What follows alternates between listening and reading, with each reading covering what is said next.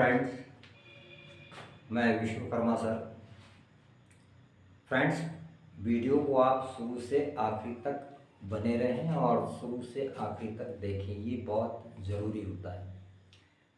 Friends, अभी तक simple present को पढ़ा, पास्ट को पढ़ा, फ्यूचर को पढ़ा, आपने सबके वॉइस भी देखे, क्वेश्चन टैग भी देखे, आपने सबके रूल्स रेगुलेशंस भी देखे।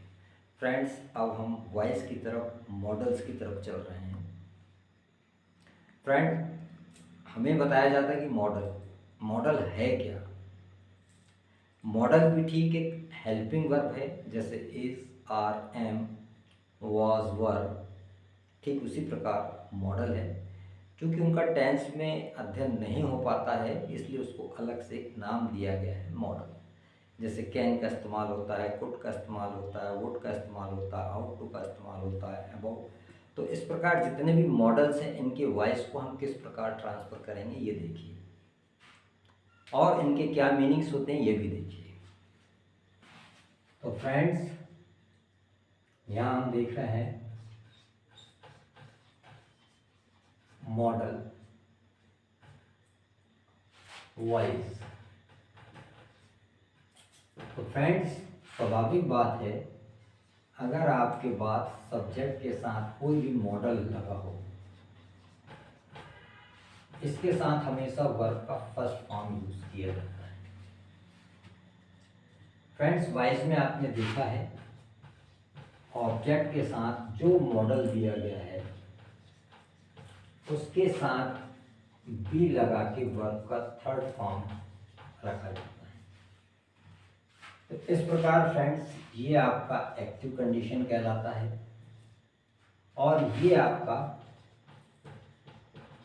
पैसिव कंडीशन कहलाता है। तो आप देखेंगे मॉडल के साथ अगर वर्ब फर्स्ट फॉर्म है तो पैसिव वॉइस में बी के साथ वर्ब थर्ड फॉर्म रखा जाता है। फॉर एग्जाम्पल के लिए, ही कैन स्पीक इंग्लिश, वह इंग्लिश बोल सकता है। ठीक इसी प्रकार ही may help you, he could solve all questions। ठीक इसी प्रकार क्वेश्चन में अगर नेगेटिव है, he can't help you, वो आपकी मदद नहीं कर सकता है। क्वेश्चन में लिखा है जैसे what can you do for me, आप मेरे लिए क्या कर सकते हैं। फ्रेंड्स, अगर ठीक इसी प्रकार का सेंटेंस जहाँ मॉडल्स लगे हों, यहाँ कैन है, मे है, कुड है, कांट है, क्वेश्चन वर्ड स्टार्टेड है, तो जैसा आपने वॉइस बनाया है ठीक इसी प्रकार से ऑर्डर ऐसे ही होंगे। नेगेटिव है तो नेगेटिव कंडीशन में वॉइस को ट्रांसफर करेंगे, अफर्मेटिव तो अफर्मेटिव कंडीशन में ट्रांसफर करेंगे।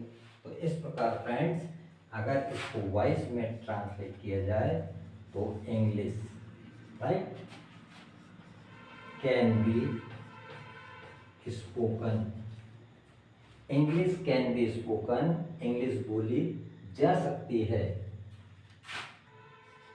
By him. ही में हेल्प यू, शायद वो आपकी मदद कर सकता है, क्योंकि यहाँ शायद का अर्थ निकलता है। तो इस प्रकार आपकी मदद शायद हो सकती है। You may be help by him. ठीक इसी प्रकार he could solve all questions. तो इस प्रकार फ्रेंड्स, ऑब्जेक्ट उठेगा all questions could be solved by him। he can't help you, वो आपकी मदद नहीं कर सकता, आपकी मदद नहीं हो सकती। इस प्रकार you can't be helped by him। ठीक इसी प्रकार what can you do for me, आप मेरे लिए क्या कर सकते हैं। फ्रेंड्स हमेशा याद रखें व्हाट के साथ कभी ऑब्जेक्ट नहीं होता है।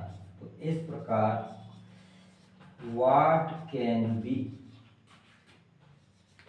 Done by you